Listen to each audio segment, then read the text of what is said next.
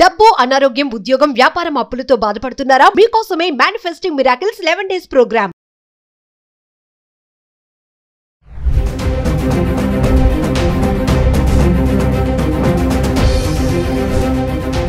Hi hello నమస్తే, welcome back to Suman TV. ప్రస్తుతం మనతో పాటు ఉన్నారు analyst, TEDx speaker, legendary award winner in real estate Nandi Rameshwara Rao గారు. సార్తో మాట్లాడు. నమస్తే సార్. సార్, బంగారం ధరలు మనం చాలా వీడియోస్లో మాట్లాడుకున్నాము. 1 lakh వరకు వెళ్ళిపోతుంది 2025 ఎండింగ్లో అని చెప్పుకున్నాం మనం. కానీ అది అక్కడ వరకు కాకుండా రేపో మాపో వెళ్ళిపోయేటట్టే ఉంది. అంటే పరుగులు పెడుతుంది బంగారం. అంటే మధ్యతరగతి వాళ్ళకి ఇదొకటి అందరిని ద్రాక్షలా కూడా మారుతుందా అంటే పడే ఛాన్స్ ఏమైనా ఉన్నాయా, ఇంకా పైకి వెళ్ళే ఛాన్సెస్ ఉన్నాయా అంటే మీ అనాలిసిస్లో ఏం చెప్తారు సార్? మనం కరెక్ట్గా 4 నెలలు 5 నెలల ముందు మనం నవంబర్ డిసెంబర్లో ట్రంప్ ఎలక్షన్ అయిన తర్వాత స్టార్ట్ చేసాం ఈ టాపిక్స్. ఆ రోజు నేను చెప్పుకునే వస్తాను 1 lakh ఎంతో దూరం లేదు. మనం అనుకుంటే ప్రీపోన్ చేశారు, మ్యాచ్లు ప్రీపోన్ చేస్తుంటే బంగారం ధర కూడా డిసెంబర్ వరకు కాకుండా ఏప్రిల్ మేలోనే తట్టండి. నేను రానున్న రోజుల్లో ఎస్పెషల్లీ ఇవాళ మనం 21లో ఉన్నాం, 30వ తారీఖు అనుకుంటా అక్షయ తృతీయ ఉంది. అక్షయ తృతీయ ప్రతి ఒక్కరు బంగారు ఇంట్లో తెచ్చుకోవాలని ట్రై చేస్తాం, ఎంతో కొంత కొనుక్కోవాలి అనుకుంటారు. కనీసం 1 గ్రాము. నాకు ఇప్పటికీ గుర్తుంది 5 years బ్యాక్ 44,900 రూపాయలు ఉండేది తులం బంగారం 24 క్యారెట్. ఈరోజు 99,500 రూపాయలు పర్ తులా 10 grams అయిందంటే ఆల్మోస్ట్ 110% జంప్. జనరల్గా గత రికార్డులో చూసి ఇంత స్పీడ్ జంప్ ఎప్పుడు లేదనుకుంటారు. జంప్ అయింది, పెరిగింది, కానీ దాదాపు 5 years బ్యాక్ అంటే 5 years డబుల్ రియల్ ఎస్టేట్లా పెరిగిపోతుంది కూడా. ఒకప్పుడు రియల్ ఎస్టేట్ బాగా పెరిగేది, ఇప్పుడు రియల్ ఎస్టేట్ కూడా ఏమైందంటే 3-4 సంవత్సరాల్లో డబుల్ అయిపోతుంది. దానికి పోటీగా అది వస్తుంది. అండ్ ప్రజలు కూడా ఏం చేస్తారంటే అక్షయ బిజినెస్ మెన్ కదా, ఏదైనా ప్రాఫిట్స్ ఉండాలి, వాళ్ళ సెగ్మెంట్ వాళ్ళు చూసుకోండి. అక్షయ తృతీయ తర్వాత కొద్దిగా తగ్గవచ్చు, బట్ అంత అట్లానే 20,000-30,000 ఏం తగ్గదు, మైనర్ డ్రాప్ ఉండొచ్చు. ఏదేమైనప్పటికీ గోల్డ్ని స్థిరాస్తిలాగా ఇది ఒక ఫిక్స్డ్ అసెట్ లాగా చూసుకుంటాను, ఇన్వెస్ట్మెంట్. అంతకుముందు గోల్డ్ అనేది వాడుకోవడానికి కొనుక్కునేవారు, నిలవకు కానీ ఆర్నమెంట్స్ వాడుకోవడానికి కొనుక్కునేవారు. కానీ ఇప్పుడు అలా కాకుండా ఇది కూడా one of the investment option లాగా అయిపోయింది. నేను స్టాక్ మార్కెట్ ఎప్పుడేముందో తెలియదు, రియల్ ఎస్టేట్ గత 1 year కొద్దిగా స్లో డౌన్ ఉంది బాగా. మార్కెట్లో ఎవరైతే టర్కీ, చైనా లేకపోతే ఇలాంటి కంట్రీస్ అన్ని కూడా బంగారు నిల్వల్ని, సెంట్రల్ రిజర్వ్స్ అంటారు, ఆ నిల్వల్ని పెంచుకోవడానికి ట్రై చేయాలి. ఎందుకంటే తక్కువ రేట్లో ఉంటే రేపు పొద్దున ఎక్కువ అమ్ముకుంటే వాళ్ళు లాభం కదా. ఎవరైనా ఒక 3 months బ్యాక్ కొనుక్కుంటే 70,000-75,000 ఉంది, ఈరోజు 95,000-99,000 అయింది. అంటే 1,00,000కి 500 తక్కువలో ఉంది. సో అది నాకు తెలిసి ఇవాళ ఏంటంటే ఇంకో 2-3-4 daysలో 1 lakh టచ్ అయిపోతుంది. అక్షయ తృతీయ నాటికి డెఫినెట్గా 1 lakh అవుతుంది అనుకుంటున్నా. ఈ లెక్కనే పెరిగితే ఇయర్ ఎండ్కి ఇంకొక 5,000 పెరిగే ఛాన్స్ ఉంది. 1,00,000 దాటిపోతుంది. 1,00,000 దాటిపోతుంది. ఇప్పుడు 1,00,000 అయిపోయినట్టు 99,000 అంటే almost you're close to 1 lakh. పెద్ద దూరంగా లేరు కదా. మనం మాట్లాడుకున్నప్పుడు 70,000 మొదలు 69,000 70,000 మొదలు అంటే ఈ గత ఎవ్రీ మంత్ యావరేజ్ 10,000 పెరిగిపోతుంది. మనం 4-5 నెలలు మాట్లాడుతున్నాం, ఎవ్రీ మంత్ 8,000-10,000 పెరుగుతుంది. సో ఇది గోయింగ్ టు బి వెరీ, ఎందుకంటే డిమాండ్ పెరుగుతుంది. ఇప్పుడు మార్కెట్లో అస్థిరత, అంటే స్టాక్ మార్కెట్లో there is no big commitment. ఎందుకంటే రావచ్చు పోవచ్చు, రావడం తీసు పోవడం ఇంకా డబుల్ స్పీడ్లో పోతుంది. నేను ఎప్పుడు చెప్తాను, న్యూటన్స్ లా, గ్రావిటేషనల్ లా ఏంటంటే ఒక రబ్బర్ బంతి మీరు పైకి ఇస్తారనుకోండి, 20 seconds పడితే పడిపోవడానికి 10 seconds పడుతుంది. ఇస్తున్నప్పుడు ఎక్కువ వెళ్తుంది, పడినప్పుడు డబుల్ స్పీడ్లో పడుతుంది. బంగారం కూడా ఇప్పుడు స్టాక్ మార్కెట్ అట్లా ఉంది.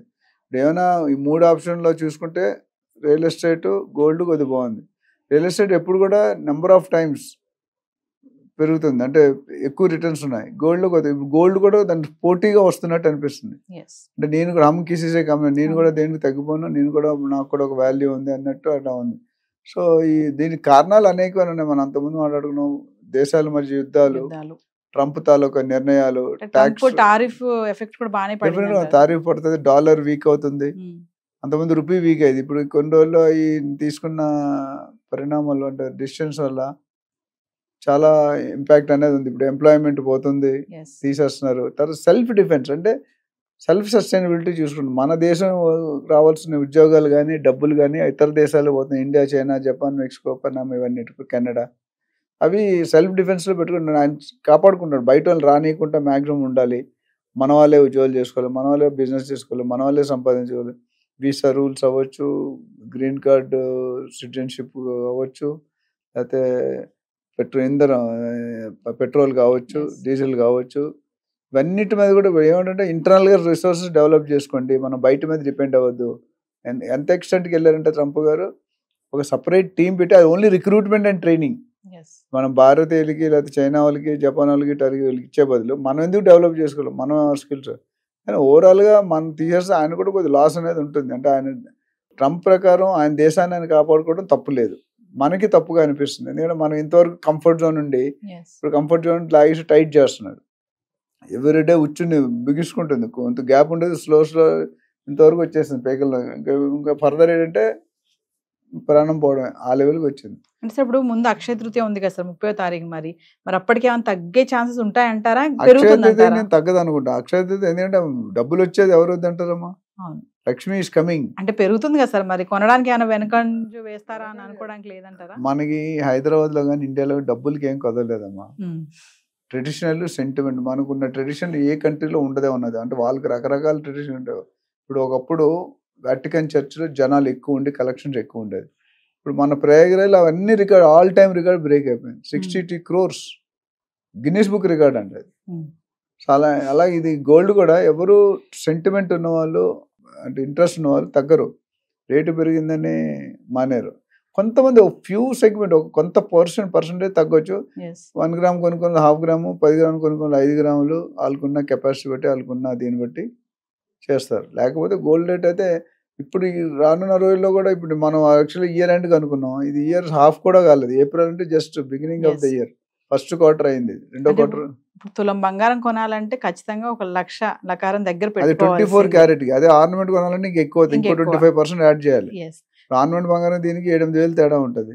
అంటే సపోజ్ 92,000 అనుకుంటే 92,000కి దానికి 25-30% లేబరు, వ్యాట్, వేస్టేజ్, సో 1,20,000 అయినట్టు ఆల్రెడీ. అదే మరి ముందు పెళ్లిళ్ళ సీజన్లు ఉన్నాయి సార్, మరి ఆడపిల్లలకి పెట్టిపోతలు బంగారం ఇవన్నీ ఉంటాయి కదా, అందుకనే కదా రేట్లు పెంచేది.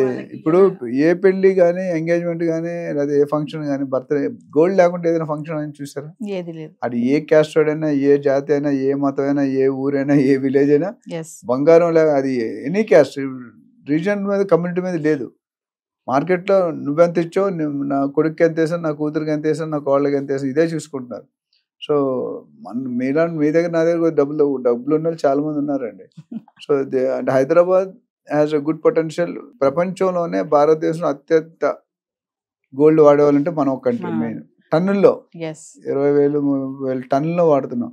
అంటే దానికి వెనక ఇప్పుడు బయట వాళ్ళు ఎన్కేజ్ చేసుకుంటారు. ఇప్పుడు ఫారెన్ పోతే అక్కడ 2 గ్రాముల చైన్ కూడా వేసుకోరు వాళ్ళు. చాలా మంది ఫారినర్స్ ఉన్నారు, ఎన్ఆర్ఐస్ కాకుండా రియల్ ఫారినర్స్, వాళ్ళకి గోల్డ్ మీద అంత వాళ్ళ మందు మీద తిండి మీద చూసినంత దీని మీద ఉండదు. మన వాళ్ళు తిండి లేకపోయినా పర్లేదు కానీ గోల్డ్ ఉండాలి. గోల్డ్ ఉంటే ఇప్పుడు అంబానీ కొడుకు పెళ్ళి అయింది, కోడలు మొత్తం బంగారంతో కప్పిస్తారు కదా.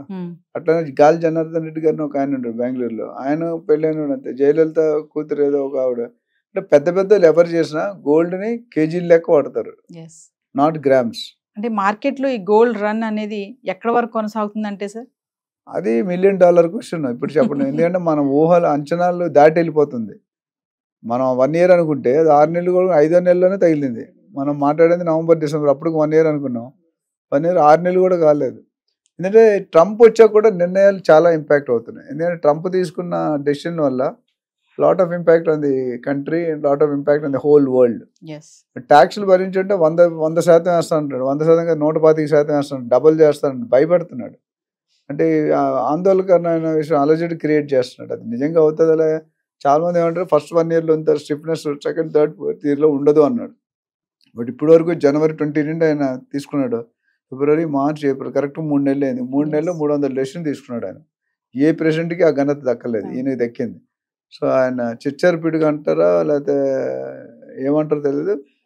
ఆయన ఒక్క యాంగిల్లో కరెక్ట్ వాళ్ళ దేశం గురించి మాట్లాడతారు, కానీ వాళ్ళ దేశం గురించి మిగతా దేశాలని ఇబ్బంది పెట్టకూడదు కదా. సార్ ఏదేమైనా అంటే ఒకవేళ తగ్గితే ఎంతవరకు తగ్గొచ్చు అనే ఛాన్సెస్ ఏమైనా ఉన్నాయంటారా? ఇంతవరకు తగ్గుతుందండి. అప్ అండ్ డౌన్ నార్మల్ అనుకున్న డ్రాస్టికల్ గా తగ్గదండి. 5-10% తగ్గే సూచనలు ఉన్నాయి. 10-15 కంటే దాటదు అనుకుంటున్నా. 90,000కి దిగదంటారు? దిగకపోవచ్చు, ఎందుకంటే 1,00,000 కంటే 10% ఒకరు ఇప్పుడు గత 1 monthలోనే 10%-15% పెరిగింది గోల్డ్. మన లాస్ట్ టైం మాట్లాడుకున్నట్టు 93,000 ఎంత ఉన్నారు, అక్కడికే 5% పెరిగింది. 1 నెల 2 నెలల ముందు పోతే 15% పెరిగినట్టే కదా. ఇప్పుడు మీరు అందుకే ఇప్పటి నుండి 5 years అంటే 2020లో కరోనా టైంలో, కరోనాకు ముందులో 44,000-45,000 ఉండేది. 5 years బ్యాక్. ఇప్పుడు 110%, 45, 99 అయిపోయింది. సో 110% పెరగడం అంటే it's not a joke. So ఇంకా రేపో మాపు 1,00,000కి లకారానికి దగ్గరలో ఉంది బంగారం. 100% అవుతుంది. 100%. దాంతో లక్కీగా వాళ్ళు స్ట్రాటజీగా పెంచుతున్నారు. ఇవన్నీ కూడా ఒక మాఫియా అండి. రియల్ ఎస్టేట్ కానీ, గోల్డ్ మార్కెట్ కానీ, స్టాక్ మార్కెట్ కానీ, డిజిటల్ మార్కెట్, ఇవన్నీ కూడా ఏం జరుగుతుంది ఎవరికి ఊహించలేడు. ఒకటి అనుకుంటే ఒకటి గుర్రాలు ఉంటాయి, రేస్ కోర్స్, అది చాలా మంది డబ్బులు పోగొట్టుకుంటారు బెట్టింగ్లు. ఎవరో 20 లక్షల బాబు చిన్నపిల్లలు ఆత్మహత్య చేసుకున్నాడు వీళ్ళంతా భరించలేక. ఇది చాలా వెరీ క్యాలిక్యులేట్ అనుభవంతో వెళ్ళాలి, డెసిషన్స్ పెట్టుకోవాలి. ఎవరు పడతారో డెసిషన్ తీసుకుంటే ఇబ్బంది పడతారు.